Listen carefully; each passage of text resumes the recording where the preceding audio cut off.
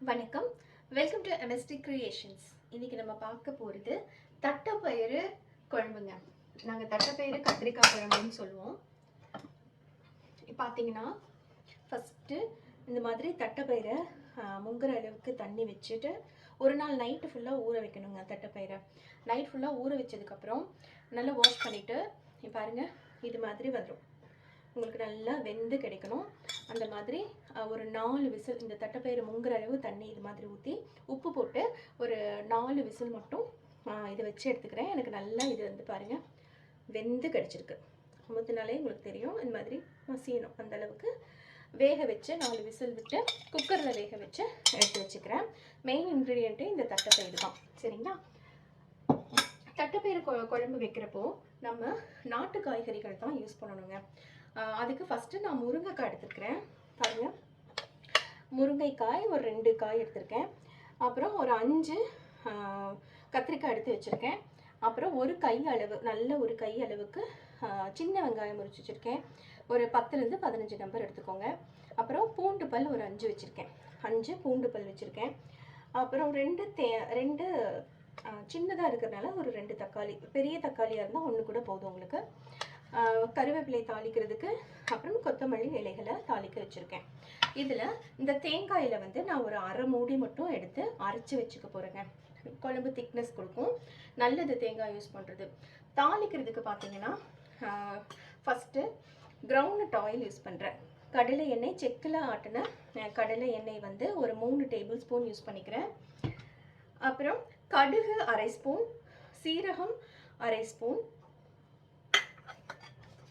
வெந்தயம் அரை ஸ்பூன், அப்புறம் மஞ்சத்தூள் வந்து ஒரு அரை ஸ்பூன் எடுத்துக்கிறேன். இது வந்து சாம்பார் பொடி, இது வீட்டில் அரைச்ச சாம்பார் பொடிங்க. உங்களுக்கு கடையில் ஆச்சி, சக்தி, இது மாதிரி நிறைய பிராண்ட்ஸ் கிடைக்கும், MTR இதெல்லாம் கிடைக்குது. உங்களுக்கு எது வேணுமோ அதை எடுத்துக்கலாம் நீங்கள்.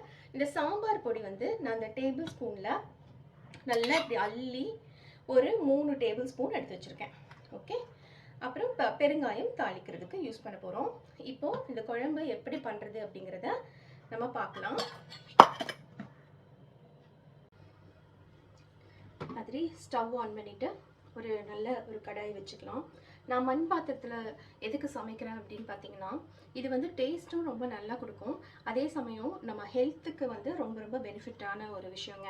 ஏன்னா மண்பானையில் சமைக்கிறது தங்க பாத்திரத்தில் சமைக்கிறதுக்கு சமானம்னு சொல்லுவாங்க. ஓகே, சித்தால் அப்படி தாங்க சொல்லுவாங்க. ஸோ ஃபஸ்ட்டு ஆயில் விட்டுக்கலாம். ஆயில் விட்டுட்டு கொஞ்சம் வெயிட் பண்ணலாம், ஆயில் சூடாகணும் இல்லையா, அதுக்காக. இதுக்கு நடுவில் நம்ம என்ன பண்ணிக்கலாம், இந்த தேங்காயை நல்லா தோண்டி இதில் அரை மூடி தேங்காயை நல்லா அரைச்சி வச்சுக்க போகிறோம்.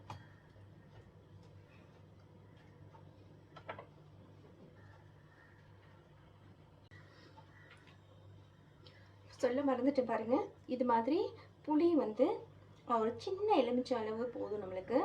நல்லா இப்படி கையில் பிடிச்சிங்கன்னா இந்த அளவுக்கு வந்துடும். இந்த புளியை ஒரு டம்ளர் தண்ணியில் போட்டு ஊற வச்சு எடுத்துக்கலாம். இது கூட நான் சின்னதாக ஒரு கொடம்புளியும் சேர்த்துக்கிறேங்க. ஓகே,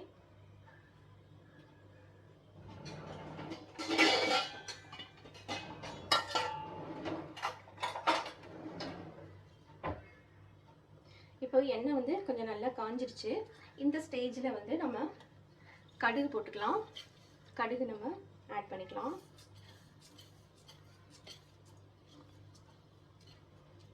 கடுகு போட்டு நல்லா பொரியட்டும்.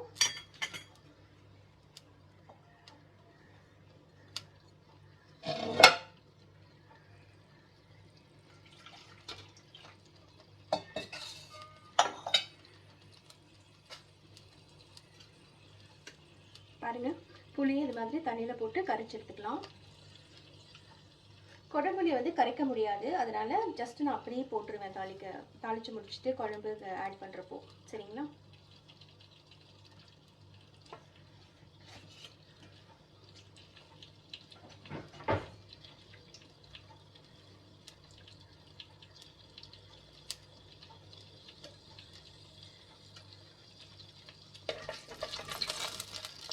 கடுகு அப்படி தாளிச்சாச்சு.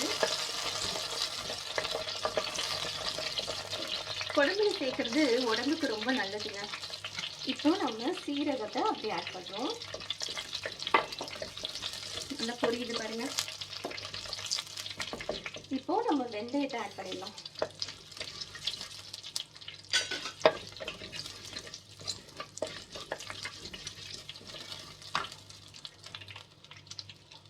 இதுக்கு நடுவில் தேங்காயை வந்து இந்த மாதிரி மிக்ஸி ஜாரில் போட்டு கொஞ்சமாக தண்ணி சேர்த்துக்கலாம். தண்ணி சேர்த்து நம்ம அரைச்சி எடுத்துக்கலாம்.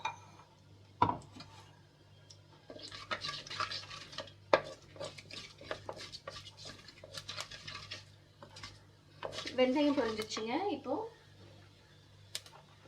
வெங்காயமும் வெள்ளை பூண்டும் நான் அப்படியே ஆட் பண்ணிக்கிறேன்.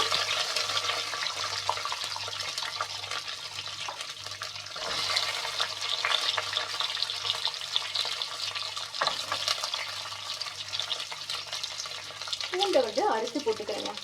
பெருசாக இருக்குது, அதனால் சின்ன சின்னதாக எடுத்துக்கிறேன். பூண்டை பற்றி சொல்லணும்னா ஒரு இன்ட்ரெஸ்டிங் விஷயம் இருக்குங்க.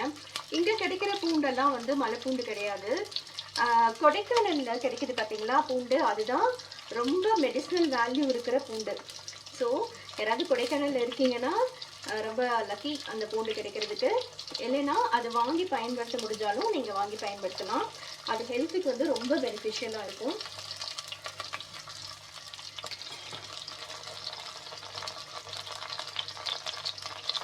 வெங்காயம் போட்டதுக்கப்புறம் எப்போவுமே நம்ம கொஞ்சம் உப்பு ஆட் பண்ணணும். அப்போ தான் வெங்காயம் வந்து கொஞ்சம் சீக்கிரமாக வதங்கும். உப்பு நான் அளவாக தான் போடுறேன், ஏன்னா நம்ம பருப்புலேயே வந்து உப்பு போட்டு தான் வேக வச்சுருக்கோம். ஸோ கொஞ்சம் அளவாக மட்டும் உப்பு ஆட் பண்ணிக்கோங்க. வெங்காயம் வதங்கட்டும். அதுக்குள்ள எல்லாத்தையும் அரைக்கிறது, கட் பண்ணுற வெஜிடபிள்ஸ் எல்லாம் கட் பண்ணி வச்சுக்கலாம்.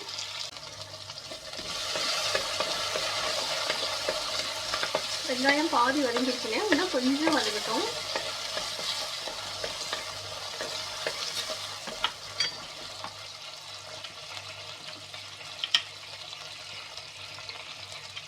உட்டன் ஸ்பூன் இருந்துச்சுன்னா அதை யூஸ் பண்ணிக்கோங்க, ஏன்னா கைக்கு வந்து அந்த சூடு அடிக்காமல் இருக்கும்.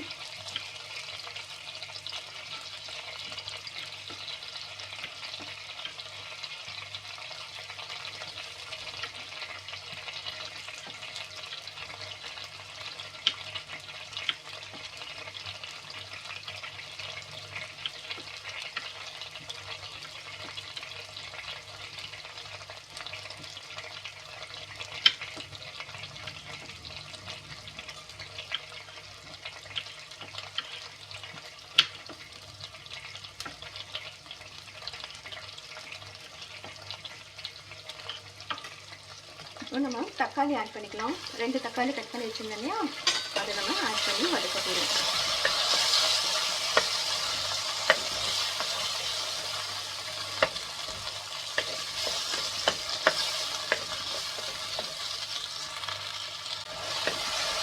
தக்காளி நல்லா வதங்கிடுச்சுங்க.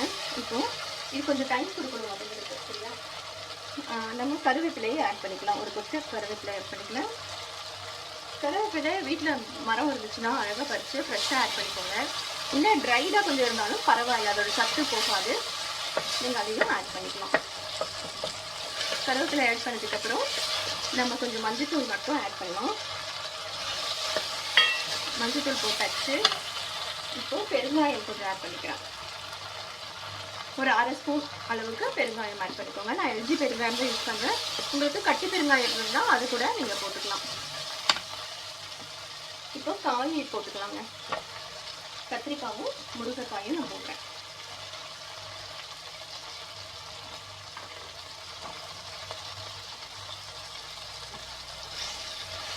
கத்திரிக்காய் முருங்கைக்காய் போட்டுட்டு இந்த காய் வந்து முங்குற அளவுக்கு கொஞ்சம் தண்ணி விட்டுக்கலாம். காய் கொஞ்சம் வேகணும் இல்லையா, சீக்கிரமாகவே வெந்துடும்.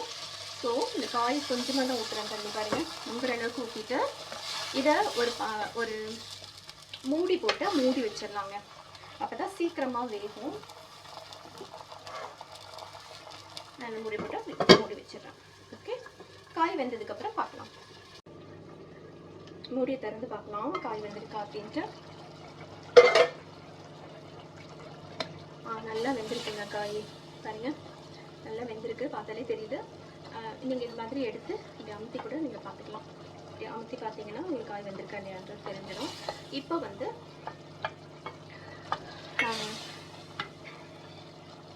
இதுக்கு தேவையான மசாலா பவுடரை ஆட் பண்ணிக்கலாம்.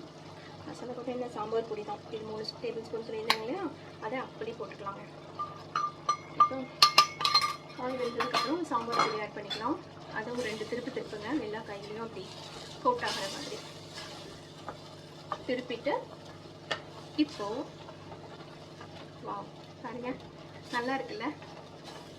அவசரப்பட்டு தண்ணி ஊற்ற வேணாங்க, ஏன்னா நம்ம புளி கரைச்சி வச்சுருக்கோம் இல்லையா, அதை ஆட் பண்ண போகணும். 1 டம்ளரில் ஊற வச்ச புளியை வந்து இப்படி இருத்து நான் ஆட் பண்ணிக்கிறேன். புளி தண்ணியை ஆட் பண்ணியாச்சு.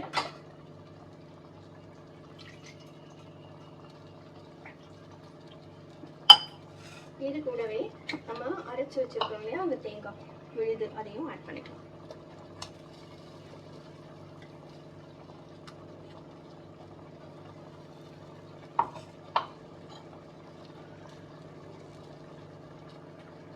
இது தண்ணி விட்டுக்கணும்.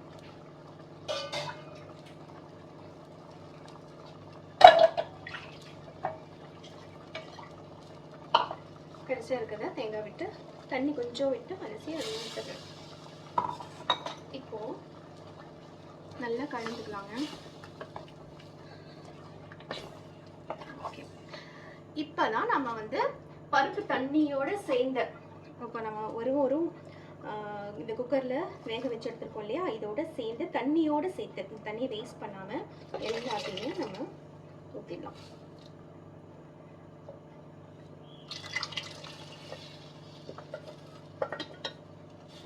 அவ்வளோதான், ஊற்றி இது எல்லாம் கலந்து வரணும். ஓகேவா?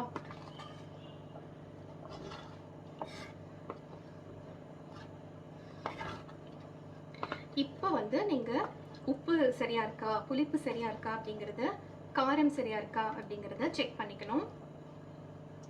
நான் டேஸ்ட் பண்ணி பார்க்குறேன்.